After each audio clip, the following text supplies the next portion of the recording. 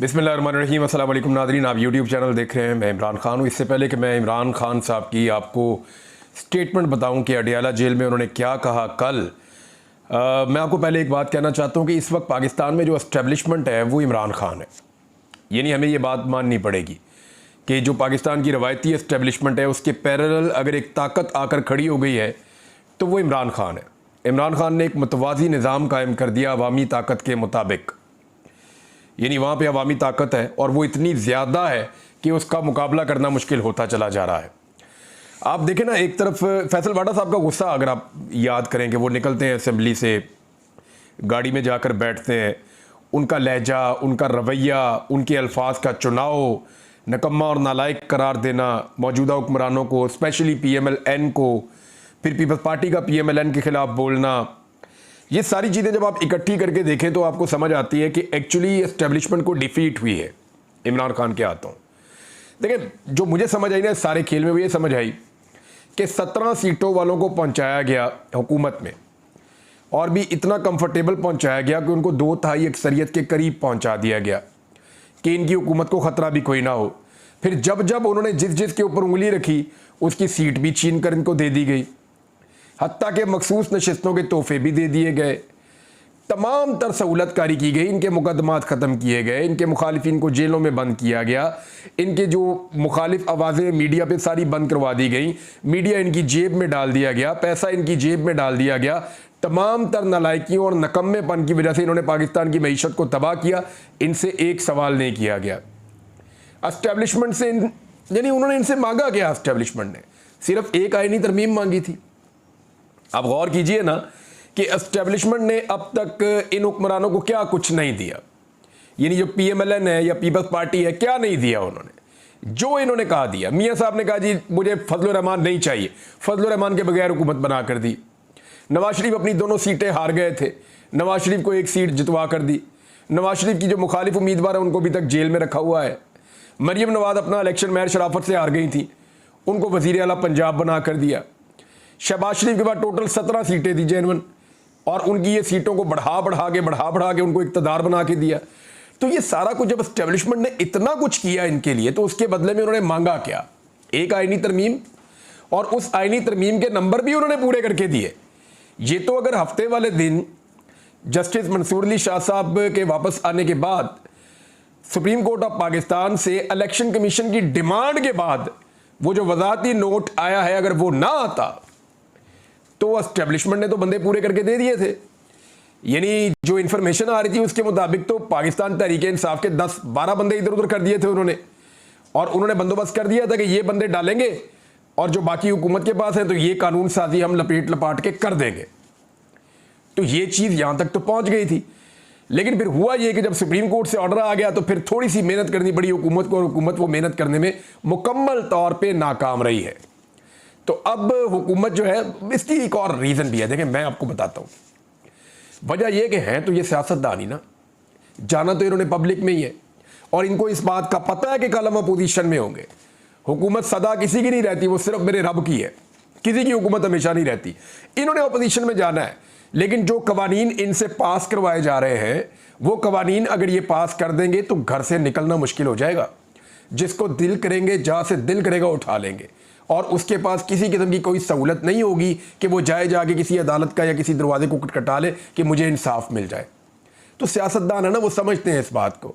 उन्हें पता है कि कल को ये मलबा हमारे ऊपर आकर गिर जाएगा। अब ये भी खबरें आ रही हैं कि PMLN के कुछ लोगों ने, पीपल्स पार्टी के लोगों ने रजिस्ट किया कि जनाब हमारे पास तो वो तरमीम का मुसवदा ही नहीं है, हम किसके ऊपर आप आंखें बंद करके हमें कह रहे हैं वोट दे दो। फजलुर रहमान साहब के साथ भी इनका यही मामला हुआ। अब देखिए, एक दौर ऐसा था कि जब एक इशारा होता था ना एस्टेब्लिशमेंट का, तो MNA जो है वो दौड़े चले आते थे, लब्बैक लब्बैक हम हाजिर हैं, जहां कहेंगे वोट डाल देंगे। धड़ाधड़ वोट डालते थे, उनको परवाह ही नहीं होती थी कि उनके साथ कल को क्या होगा। ये टाइम था इस मुल्क में। लेकिन आज आप देखेंगे इमरान खान इस पाकिस्तान की सियासत को और इस शऊर को अवाम के किस लेवल तक ले गए हैं कि 1-2 MNAs के मैंने नाम लिए कि जनाब वो गायब हैं, और उनके बारे में शुबा किया जा रहा है पाकिस्तान तहरीक इंसाफ की जानिब से, क्योंकि तहरीक इंसाफ ने मुझे बहुत खुलकर कहा था कि इमरान साहब हमारे पास पक्की खबर है, आप कह दें ये बंदे जो है ना ये दूसरी तरफ जाकर मिल गए, इन्होंने हमें धोखा दिया है। लेकिन मैंने एहतियात की, क्योंकि मैं जानता हूँ लोगों के सेंटीमेंट्स, तो मैंने कहा जी कि शुबा किया जा रहा है। तो उस शुबे के बाद मुझे उनकी फैमिलीज ने फ़ोन किया, खुदा का वास्ता इसको मना करें भैया, आप अगले वीलॉग में कहें, वरना हमारे लिए मुसीबत बन गई इस इलाके में रहना। ये पब्लिक के अंदर ग्राउंड लेवल पे इतना शऊर आ गया कि लोग खुद इमरान खान के नज़रिए के मुताबिक अपनी एक एस्टेब्लिशमेंट बना चुके हैं और अब वो फैसला करते हैं कि हमने वोट कहाँ डाला है। अगर ये बंदा जिसको हमने वोट डाला है ये गद्दारी करेगा, हम इसको नहीं छोड़ेंगे, इसकी सियासत तबाह कर देंगे। कई लोग पाकिस्तान से बाहर जाकर बैठे हुए हैं। तो ये एक तो एस्टेब्लिशमेंट को बहुत मायूस किया, जिनको एस्टेब्लिशमेंट ने सब कुछ दिया उन्होंने बहुत मायूस किया। दूसरी तरफ इमरान खान की और अवाम की अपनी एक एस्टेब्लिशमेंट खड़ी हो गई है। वो भी हमने देखा कि लोग टूट नहीं रहे, जैसे पहले टूट जाते थे वैसे टूट नहीं रहे। उसी इमरान खान ने, यानी मियां नवाज शरीफ बाहर रहकर, शहबाज शरीफ बाहर रहकर, बिलावल, जरदारी सारे बाहर रहकर, और ANP एमल वली खान सारे बाहर रहकर कुछ नहीं कर पाए। एक आदमी जेल में मौजूद था और उसका प्रेशर था, उसकी पब्लिक का प्रेशर था, ये नहीं कर पाए। फजल रहमान साहब को क्रेडिट जाता है कि उन्होंने इस मामले में कम से कम उन्होंने उसूल दिखाया।